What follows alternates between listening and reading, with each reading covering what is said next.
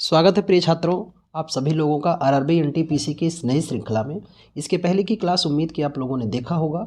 तो चलिए शुरुआत करते हैं आज की श्रृंखला को कि आयतन की दृष्टि से विश्व की सबसे बड़ी मीठे पानी की झील कौन सी है? बैकाल झील। ये आयतन की दृष्टि से सबसे बड़ी झील है।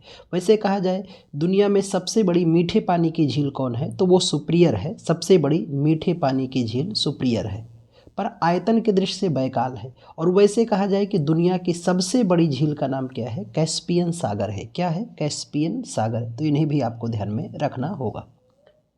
निम्नलिखित में से कौन सी नदी अफ्रीका में नहीं है? लॉरेंज नदी, नील नदी, नाइजर नदी, अमेजन नदी।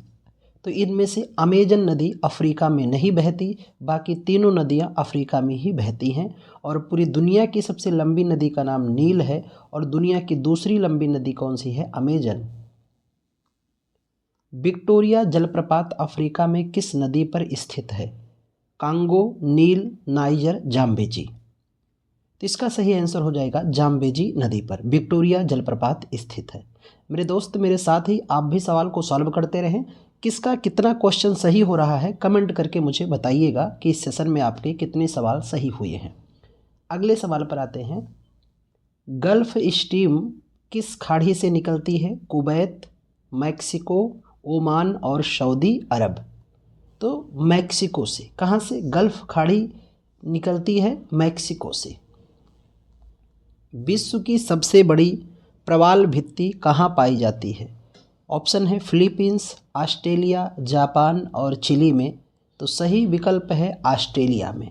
कहाँ पर? ऑस्ट्रेलिया में सबसे बड़ी प्रवाल भित्ति पाई जाती है, जिसे हम लोग ग्रेट बैरियर रीफ के नाम से जाना जाता है। नियाग्रा फॉल्स किसकी सीमा पर स्थित है? ऑप्शन है फ्रांस और जर्मनी। ऑप्शन अगला कनाडा और यूएसए और मैक्सिको और ग्वाटेमाला। तो इसका बिल्कुल सही आंसर है यूएसए और कनाडा की सीमा पर नियाग्रा जलप्रपात स्थित है। नियाग्रा फॉल्स या जलप्रपात। विश्व की सबसे लंबी नहर कौन सी है? बीजिंग हांगजो ग्रैंड नहर, इरी नहर, सतलज यमुना लिंक नहर, इंदिरा गांधी नहर। तो सबसे लंबी नहर है बीजिंग हांगजो ग्रैंड नहर। ये दुनिया की सबसे लंबी नहर कही जाती है। और भारत की सबसे लंबी नहर कौन सी है कमेंट करके बताना। विश्व का सबसे बड़ा अपवाह तंत्र है? अमेजन बेसिन, गंगा बेसिन, नील बेसिन और मिसिसिपी बेसिन। तो अमेजन बेसिन ये सबसे बड़ा अपवाह तंत्र है, यानी इसका एरिया बहुत बड़ा है। स्वेज नहर जो वाणिज्यिक के लिए बहुत महत्वपूर्ण है, का निर्माण निम्नलिखित में से किस देश में किया गया था? ओमान, अर्जेंटीना, मिस्र और ब्राज़ील। तो इसका निर्माण किया गया था स्वेज नहर का मिस्र में। ये स्वेज नहर है जो लाल सागर को भूमध्य सागर से जोड़ता है। सबसे बड़ा प्राकृतिक गर्म पानी का झरना फ्लाइंग पैन लेक किस देश में स्थित है? तुर्की में, न्यूजीलैंड में, इंडोनेशिया, आइसलैंड। तो सही आंसर हो जाएगा न्यूजीलैंड में स्थित है। फ्लाइंग पैन लेक कहाँ स्थित है? तो न्यूजीलैंड में स्थित है। विश्व की तीसरी सबसे लंबी नदी कौन सी है? नील नदी, पीली नदी, पराना नदी, यांगत्जी नदी। तो तीसरी सबसे लंबी नदी है यांगत्जी। सबसे लंबी नदी है नील, दूसरी है अमेजन और तीसरी सबसे लंबी नदी है यांगत्जी नदी। चाबहार बंदरगाह स्थित है मस्कट में, अफ़गानिस्तान में, पाकिस्तान में और ईरान में। तो सही आंसर हो जाएगा चाबहार बंदरगाह स्थित है ईरान में स्थित है। विश्व की सबसे गहरी झील है तंगानिका, न्यासा, क्रेटर और बैकाल। तो दुनिया की सबसे गहरी झील है बैकाल, जो आयतन की दृष्टि से सबसे बड़ी मीठे पानी की भी झील है। कौन सी? बैकाल झील है। खार्तूम डैश किस नदी के किनारे स्थित है? नाइजर, अमेजन, नील और गंगा। तो ये नील नदी के किनारे स्थित है खार्तूम, जो राजधानी है इथोपिया की। बुडापेस्ट किस नदी के किनारे स्थित है? डेन्यूब, राइन, वोल्गा और डान। तो है डेन्यूब नदी के किनारे स्थित है बुडापेस्ट। पेरिस शहर किस नदी के किनारे बसा है या स्थित है? राइन नदी, सीन नदी, डेन्यूब नदी और वोल्गा नदी। तो पेरिस शहर सीन नदी के किनारे स्थित है, यहीं पर एफिल टावर भी स्थित है। निम्नलिखित में से कौन सी दुनिया की सबसे खारे पानी की झीलों में से एक है? मृत सागर, कैस्पियन सागर, लाल सागर और अरल सागर। तो इसका सही आंसर हो जाएगा मृत सागर। ये दुनिया की सबसे अधिक खारे पानी की झीलों में से एक है। मैगडेलना नदी दक्षिण अमेरिका की सबसे बड़ी नदी घाटी में से एक है। यह किस देश से होकर बहती है? चिली, अर्जेंटीना, ब्राज़ील और कोलंबिया। तो सही विकल्प है कोलंबिया से होकर बहती है मैगडेलना नदी। निम्नलिखित में से कौन सी नदी मुख्य रूप से दक्षिण अफ्रीका में बहती है? ऑरेंज नदी, नील नदी, कांगो नदी और नाइजर नदी। तो सही ऑप्शन है ऑरेंज नदी ही यहाँ पर प्रवाहित होती है। मोनाजाइट एस्क भारत के निम्नलिखित में से किस राज्य की रेत में पाया जाता है? उड़ीसा में, राजस्थान में, पंजाब में, केरल में। तो इसका सही आंसर हो जाएगा मोनाजाइट एस्क केरल की रेत में पाया जाता है। झारखंड की गुआ खदानें निम्नलिखित में से किस खनिज से जुड़ी हैं? बॉक्साइट से, लौह एस्क से, जस्ता से और कोयला से। तो सही आंसर हो जाएगा इसका लौह एस्क से जुड़ी हुई हैं झारखंड की गुआ खदानें। उड़ीसा के कोरापुट, रायगढ़ा, कालाहांडी, बालांगीर जिले किस खनिज के खनन के लिए प्रसिद्ध हैं? तो ये सबसे ज़्यादा प्रसिद्ध हैं बॉक्साइट के लिए। किसके लिए? बॉक्साइट खनिज के लिए। वह प्राकृतिक संसाधन कौन सा है जिससे पेट्रोल और डीजल प्राप्त किया जाता है? तो वह है पेट्रोलियम पदार्थ। कौन सा है? पेट्रोलियम पदार्थ। निम्नलिखित में से कौन सा युग्म सुमेलित नहीं है? तो गलत सुमेलित युग्म है वह है आपका एंथ्रासाइट निम्न श्रेणी का कोयला है, जबकि एंथ्रासाइट उच्च श्रेणी का कोयला है। कोयले के 4 रूप होते हैं, एंथ्रासाइट, बिटुमिनस, लिग्नाइट और पीट। सबसे उच्च कोटि का कोयला है एंथ्रासाइट, सबसे घटिया होता है पीट। कर्नाटक में स्थित बेल्लारी, चित्रदुर्ग, चिकमंगलूर, तुमकुर बेल्ट किस अयस्क के समृद्ध स्रोत हैं? तो ये लौह अयस्क के हैं। किसके? लौह अयस्क के। भारत में मणिकर्ण भूतापीय ऊर्जा संयंत्र कहाँ पर स्थित है? दोस्तों यह हिमाचल प्रदेश में स्थित है। मेरे साथ आप भी सॉल्व करते रहें। किस किस छात्र के कितने सवाल सही हो रहे हैं कमेंट करके ज़रूर बताना कि आपके कितने सवाल इस प्रीवियस ईयर श्रृंखला में आपने सही किए हैं। निम्नलिखित में से कौन सा भारत में सबसे बड़ा कोयला क्षेत्र है? तो भारत में सबसे बड़ा कोयला क्षेत्र है झारिया कोयला क्षेत्र, जो कहाँ पर है? तो झारिया झारखंड में है। भारत में मलजखंड नाम का खनिज की खदानें प्रसिद्ध हैं किसके लिए? तो मलजखंड नामक खनिज जो है यह प्रसिद्ध है मैग्नीज के लिए, सबसे ज़्यादा प्रसिद्ध है। हम मनुष्यों को पेट्रोलियम उत्पादों पर अपनी निर्भरता क्यों कम करनी चाहिए? तो इसका कारण है पेट्रोलियम की मात्रा परिमित है, इसलिए कम करनी चाहिए। निम्नलिखित में से किस राज्य में जेट ब्लैक ग्रेनाइट का भंडार है? तो इसका भंडार पाया जाता है कर्नाटक राज्य में पाया जाता है। मात्र वस्तु क्या है जो हमें प्राकृतिक संसाधनों से नहीं बल्कि सीधे पृथ्वी के बाहर से प्राप्त होती है? तो वह है ऊर्जा। क्या है? ऊर्जा है। और ऊर्जा के कितने रूप होते हैं दोस्त? 2। एक होता है नवीकरणीय ऊर्जा और दूसरा होता है अनवीकरणीय ऊर्जा। नवीकरणीय ऊर्जा मतलब है जो बार बार उसी अवस्था को प्राप्त कर ले, जैसे सौर ऊर्जा, जैसे पवन ऊर्जा, जैसे जल ऊर्जा, जैसे भूतापीय ऊर्जा। अनवीकरणीय ऊर्जा ऐसी ऊर्जा जो एक बार प्रयोग करने पे अपनी मूल अवस्था को ना प्राप्त कर पाए, जैसे कोयला, जैसे खनिज तेल इत्यादि, ये सभी क्या है, गैर नवीकरणीय ऊर्जा है। निम्नलिखित में से कौन सा ऊर्जा एक पारंपरिक स्रोत है? तो पारंपरिक स्रोत मतलब जो आपके पीढ़ी दर पीढ़ी लोग उपयोग करते थे, वो है बायोमास ऊर्जा। इस कोयले का उपयोग करते हैं वह उन पौधों से आता है जो लगभग कितने वर्ष पहले रहते थे? 1 करोड़ वर्ष पहले रहते थे। भोजन के मैदानों या घाटियों में जलोढ़ निक्षेप के रूप में पाए जाने वाले धात्विक खनिजों को किस रूप में जाना जाता है? तो इसे हम जानते हैं प्लेसर जमा के रूप में जाना जाता है। निम्नलिखित में से कौन सा स्थान भारत में तांबे के खानों के लिए जाना जाता है? तो आप सभी जानते हैं इसका आंसर खेतड़ी, राजस्थान में यह स्थान है खेतड़ी, जो तांबे के लिए प्रसिद्ध है। निम्नलिखित में से किस अयस्क में सबसे अधिक आयरन पाया जाता है?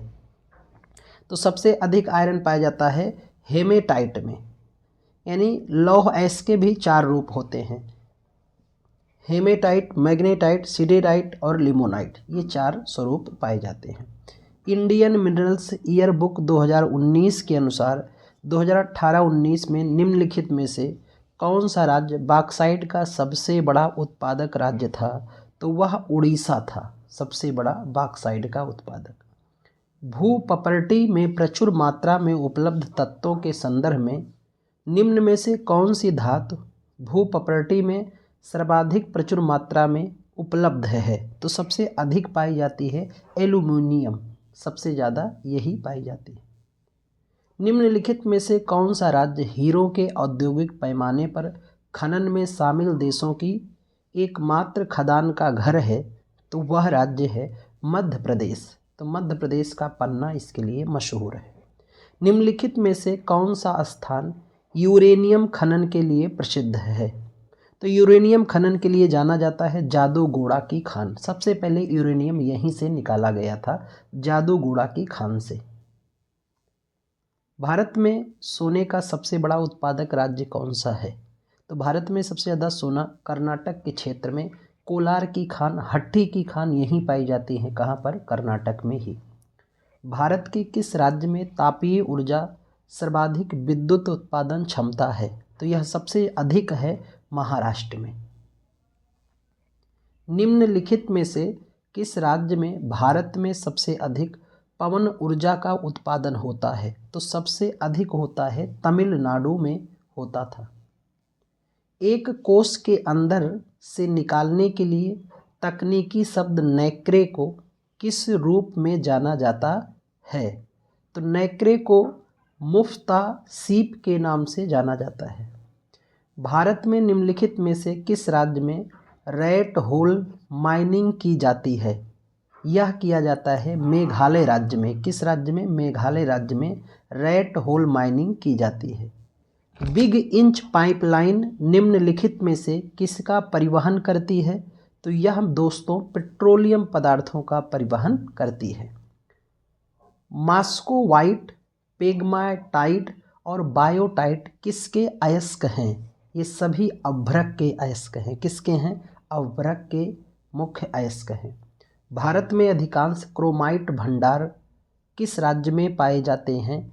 तो ये उड़ीसा में पाए जाते हैं। दिए गए विकल्पों में विश्व में अभ्रक का सबसे बड़ा भंडार किस देश में है? भारत में सबसे बड़ा भंडार है। मेरे दोस्त, ये डाटा पुराना डाटा है आयोग का 2021 का। आप आरआरबी एनटीपीसी अगर दे रहे हैं तो नए डाटा को देखकर जरूर जाइएगा। निम्नलिखित में से कौन सा कथन अभ्रक के बारे में सत्य और सही है? तो वह है कि इसमें लोहा, सिलिका और मैग्नीशियम शामिल होता है। किसमें? अभ्रक में यह सभी शामिल होते हैं। थाल भारी जल संयंत्र किस वर्ष से चालू किया गया था? तो यह 1987 से ही चालू किया गया था।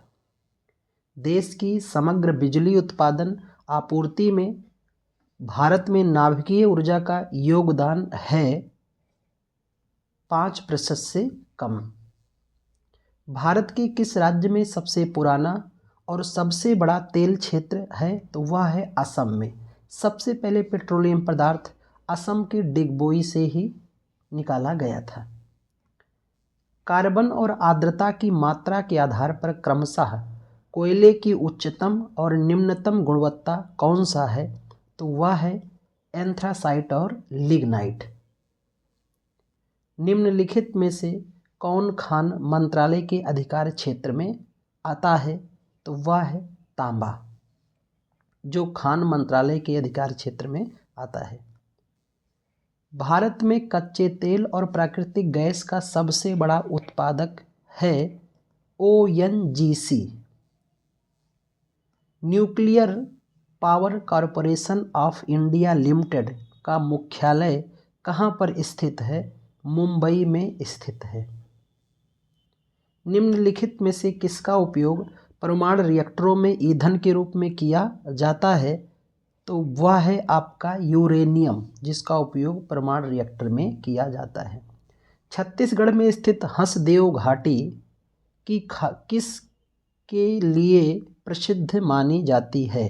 तो हंसदेव घाटी से कोयला के लिए सबसे ज़्यादा महत्वपूर्ण खदान है ये। तूतीकोरिन थर्मल पावर स्टेशन किस राज्य में स्थित है? तमिलनाडु में स्थित है। लौह अयस्क खदान बादाम पहाड़ किस राज्य में स्थित है? यह ओडिशा में स्थित है। भारत का निम्नलिखित में से कौन सा राज्य वेनेडियम का प्रमुख उत्पादक बन गया है? तो वह है अरुणाचल प्रदेश।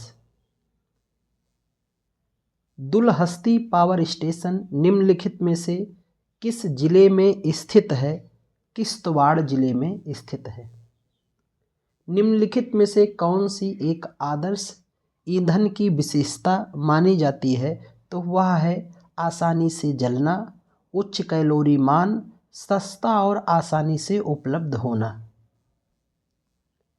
निम्नलिखित में से कौन सा पृथ्वी के नीचे गहराई में मौजूद जीवों जैसे पौधों और जानवरों के प्राचीन अवशेषों से निर्मित प्राकृतिक ईंधन है? तो वह आपका है जीवाश्म ईंधन, इन्हें हम लोग कहते हैं फॉसिल्स फ्यूल। निम्नलिखित में से कौन से क्षेत्रों में पवन ऊर्जा के लिए उच्चतम क्षमता है? तो वह है आपका पश्चिमी घाट का क्षेत्र। नीचे दिए गए जल संग्रहण संरचना की पहचान कीजिए। तो ये जल संग्रहण संरचना कैसी है? इसको हम लोग कहते हैं खादिन पद्धति के नाम से जाना जाता है। इनमें से क्या एक कृषि अपशिष्ट है? तो कृषि का अपशिष्ट है भूसी, जो अवशेष बचते हैं। वर्षा जल का संचयन प्राथमिक उद्देश्य क्या होता है?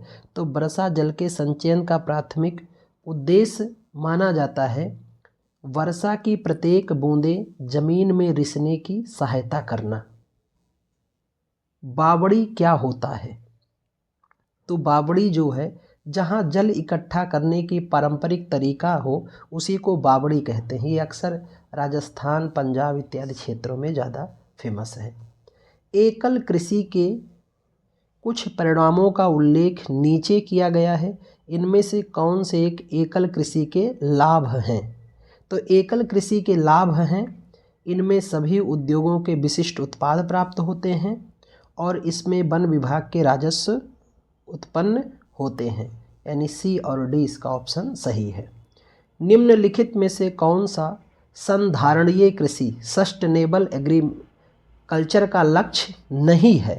तो वह है आपका श्रम और प्रयास को न्यूनतम करना, यह इसका लक्ष्य नहीं है। भूमि उपयोग के बारे में कौन सा कथन समूह सत्य है? तो इसके संदर्भ में सत्य है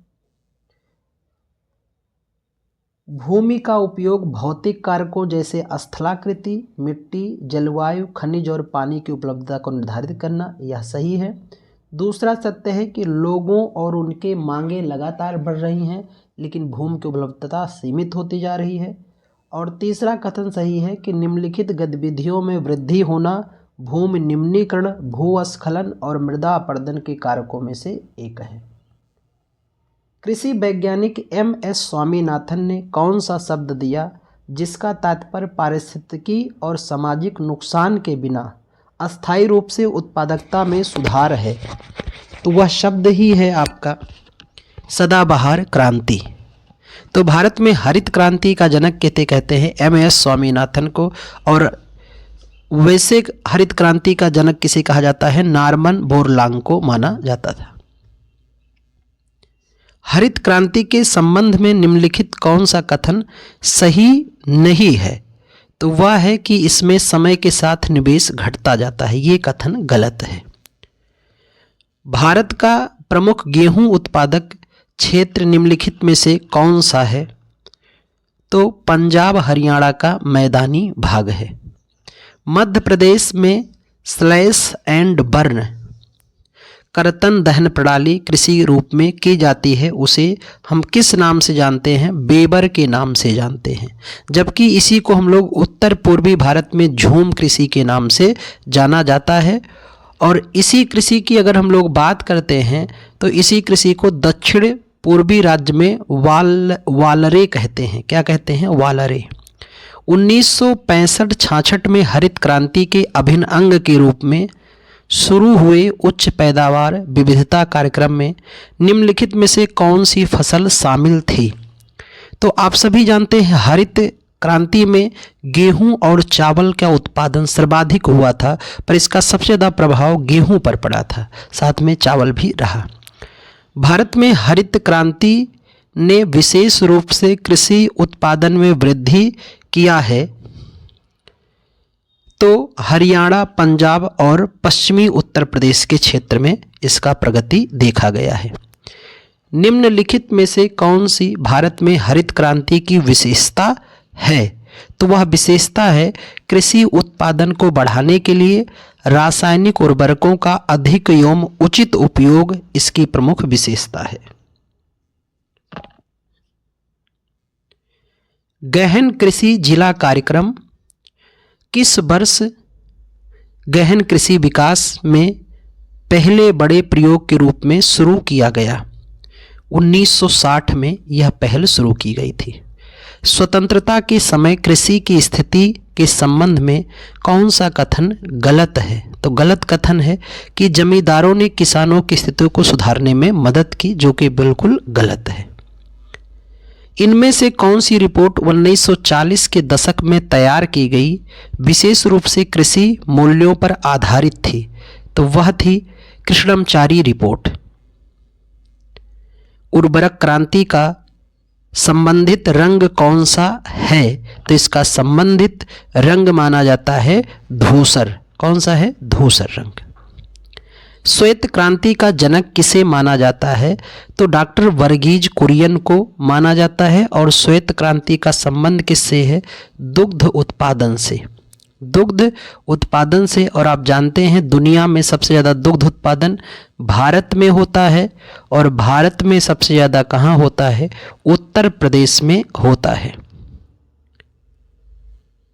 वह क्षेत्र जहाँ किसान केवल सब्जी का उत्पादन करते हैं, इस प्रकार की खेती को कहा जाता है, इसे हम लोग ट्रक खेती कहते हैं। भारत के किस राज्य में उर्वरक की सबसे अधिक खपत होती है किलो प्रति हेक्टेयर के संदर्भ में? तो यह सबसे ज़्यादा पंजाब के क्षेत्र में इसका उपभोग और उपयोग होता है। नाइट्रोजन स्थिरीकरण के माध्यम से मिट्टी की प्राकृतिक उर्वरता बढ़ाने वाली फसलों को क्या कहा जाता है? तो इन्हें हम लोग दलहनी फसल कहते हैं। अर्ध शुष्क जलवायु परिस्थितियों में और नीची मिट्टी में उगाई जाने वाली खाद्य और चारे की फसल कौन सी है? तो वह आपकी मक्का है। मक्का को माना जाता है। जब वर्षा ऋतु के दौरान पौधों की मिट्टी की नमी की आवश्यकता से अधिक वर्षा होती है तो इसे क्या कहा जाता है? इसे आर्द्र भूमि खेती कहते हैं। भूमि का भौतिक विस्तार जिस पर फसल बोई और काटी जाती है उसे कहा जाता है शुद्ध बोया गया क्षेत्र। वह प्रक्रिया जिसके तहत किसान अपनी भूमि पर वाणिज्यिक और गैर व्यावसायिक उद्देश्यों के लिए पेड़ उगाते हैं उसे कृषि वानिकी कहा जाता है। चाय और कॉफ़ी भारत में किस श्रेणी के फसलों के अंतर्गत आते हैं? ये वृक्षारोपण फसलों के अंतर्गत आते हैं। किस रेशेदार फसल का उपयोग मोटे कपड़े, बैग, बोरियां तथा सजावटी सामान बनाने में किया जाता है? तो वह है जूट। निम्नलिखित में से किस भारतीय राज्य में अंगूर की खेती से सर्वाधिक उत्पादन होता है? तो यह खेती सबसे ज़्यादा बेहतर होती है महाराष्ट्र में। समोच्च जुताई क्या है? तो समोच्च जुताई समोच्च रेखाओं के साथ ढलान वाली भूमि पर जुताई की जाती है, उसे समोच्च जुताई कहते हैं। भारत में श्वेत क्रांति का उद्गम किस राज्य में हुआ था? गुजरात राज्य में इसका उद्गम हुआ था। मिश्रित खेती की मुख्य विशेषता क्या है? तो पशुओं का पालना और फसलों की खेती एक साथ करना ही मिश्रित खेती की विशेषता है। अंतर फसल का रूप संदर्भित करता है निकटता में दो या दो से अधिक फसलों को उगाना। दलहन एवं धान के खेतों में इनमें से कौन सी गैस उत्सर्जित होती है? वो है मीथेन गैस। तो कमेंट करके मुझे बताइए कि इस पूरे सेशन में आपने कितने सवाल सही किए हैं।